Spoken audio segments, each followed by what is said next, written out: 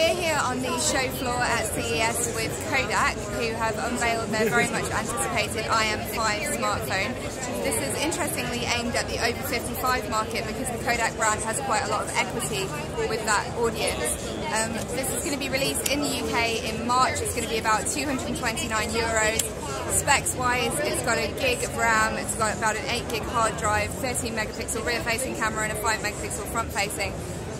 This model runs Android KitKat, but when it was released in March it will run Lollipop, which is the latest version. As you can see, it's had a bit of a reskin there to make it a little bit simpler for the over 55 market. There's a couple of custom apps there that run with, for example, the Kodak printing app, so that you can send straight to a Kodak printer if you have one.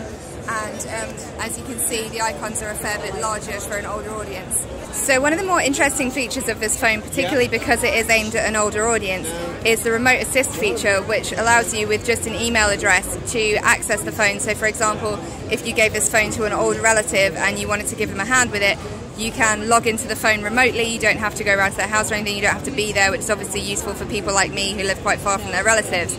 And using that, you can change settings. So if we take a look at the console here, so for example, you can change some aspects of the UI, you can take images from the camera and change the settings and things like that, which is obviously quite useful for people who've got older relatives that don't necessarily know how to get a photo that they've taken off the phone and things like that. This just makes it a little bit easier, so we really like that feature. That's very well thought through. So that's a very quick overview of the Kodak IM5 Android smartphone.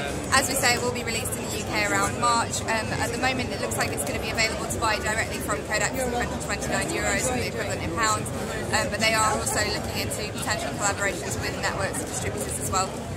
So we look forward to seeing that when it comes out, but certainly looks very interesting from Kodak.